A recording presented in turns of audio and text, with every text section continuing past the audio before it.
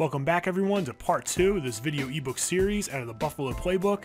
And right here we're going to look at the Ace Twins formation, and you can see that the first play we're going to run is the halfback quick base, and our backside guard is going to pull around for the play side linebacker, and we have numbers galore on this play because of the twin wide receivers. And this play is great, it's awesome. When you run this play, you don't want to be too heavy on the turbo button. You're going to angle yourself at about 11 o'clock and allow those blocks to get engaged and then bounce it outside. Now, if someone's playing contain outside, if there are extra defenders outside, you can turn this run back up into the inside, and it can be a really good option as far as that goes. It's very versatile in that way. Now, if someone really is playing the left side heavy, there are options for us to run to the back side. We have the counter, which works okay. I'm not a huge fan of the counter. And the reason why I'm not a huge fan of the counter from this formation is the fact that the running back is parallel to the quarterback. In the offset formation, it's a little bit easier for us to control the running back on the counter. Same thing with the inside zone. They're there, you can run them, but I don't really feel as though they are amazing runs. I actually like the inside zone a little bit better than the counter, but it's very hard to bend it back because the running back isn't offset. But just know that the halfback base is the key run in this set. The next play we're going to take a look at is the post play. And on this play, we're going to take a look at the flat pattern on the left. And you notice that we can throw that right away. The routes on the left side drive the flat defender back, and we're able to throw that even with a flat defender standing right there in our face. It doesn't really matter. And we're also going to see that the running back route on the angle pattern gets open.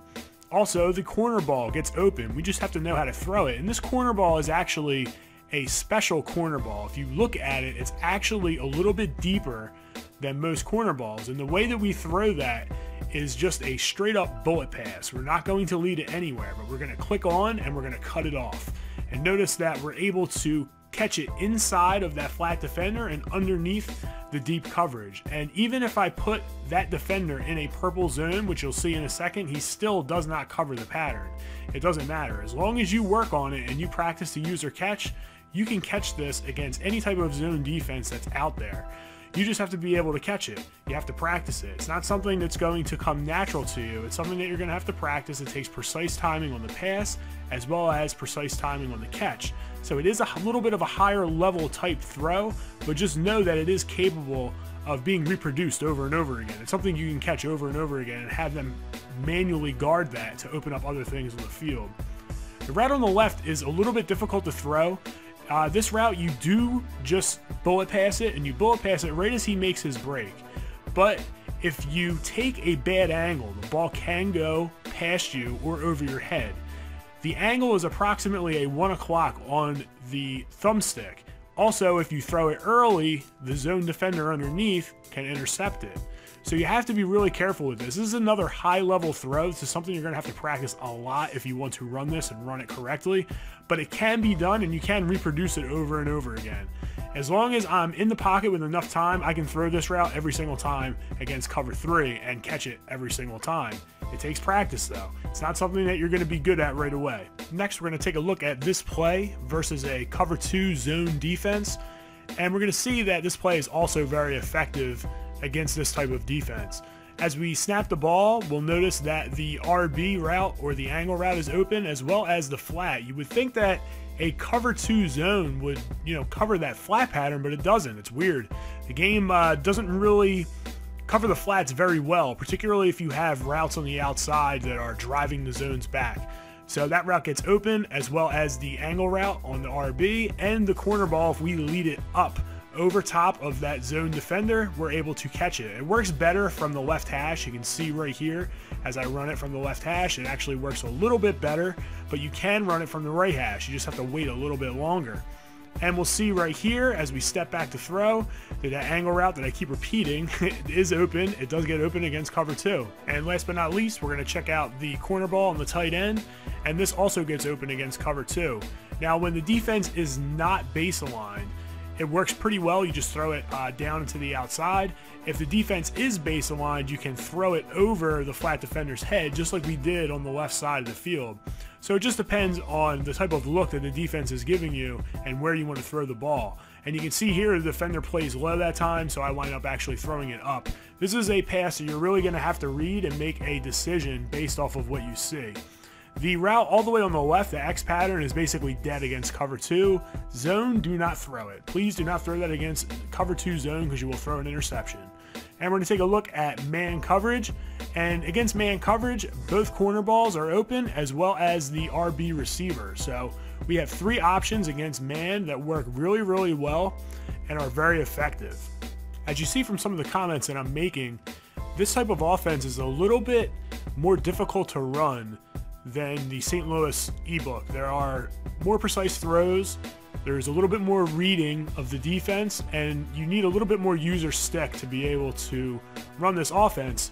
But I feel as though with a little bit of practice, anyone can do this. You will see actually in future videos how practicing these patterns and practicing user catching is going to pay big dividends and make big gains for your offense.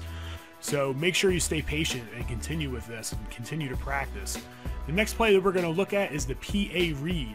And on the PA read, we can throw the ball to the flat against cover 3 as the running back comes from the opposite side. Now, if you cancel the play action early, the running back will automatically block. So you will not have that flat pattern if you cancel the play action early. So know that going forward, that if you do cancel that play action, he will be blocking. So as you notice, the only hot route that we make is putting the X receiver on a drag.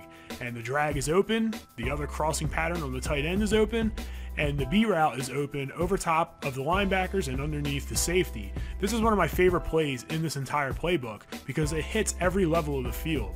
Next, we're going to take a look at this play against cover 2. And against cover 2, we're still able to hit the B route as the routes underneath pull all of the zones down, and we're able to hit that just before we get to the middle linebacker that drops extra deep. The drag, of course, is open. Drags are open against everything, and the crossing pattern on the tight end is also open. This play is actually ideal when ran from the left hash, and the reason why that is because all of our routes are going to the right. Now, typically in football, you really don't want to stick your open side to the big side of the field, but because of the route combinations on this play, I'm actually going to suggest to you that you run this play on the left hash. That would be my suggestion. Running this play on the left hash gives us a lot more room to work as all of our routes move from the left side of the field to the right side of the field. We're going to take a look at this play against man coverage, and against man coverage, all of the routes again get open. Now the B route you can throw against man. I'm not going to say that it's never open.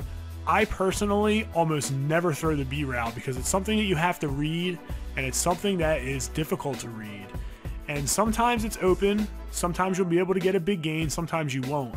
That's a pattern that I'm going to suggest that you don't throw. You can throw it. I know some people might say, well, I can throw it. I've thrown it multiple times. And right there, you can see that I do throw it. I lead him inside and I click on and I catch it. But you'll notice that it looks like it's going to be open here, but as I throw it, the DB cuts across my face. So against man, again, I'm going to suggest that you do not throw that pattern. The next play we're going to take a look at is the halfback slip screen. You know I love screens, and the way that we're going to run this is we're going to put our wide receiver on the left on a drag. We're going to drop back, and we're just going to throw either the running back or the receiver. Very simple, keeping the defense honest, making sure that they're not blitzing the house on us, and having them respect the screen is going to pay big dividends. So that concludes the breakdown for this formation. The next set that we're going to cover is the ace close, and it also is 12 personnel, so the first 3 videos are going to be formations that you can audible back and forth between. Be sure to subscribe so you get all the video content that I'm going to be posting over the next week that covers the rest of the formations in this Buffalo playbook. So that's it, it's Big J Gleez signing out. Thanks for checking in, and continue to game strong.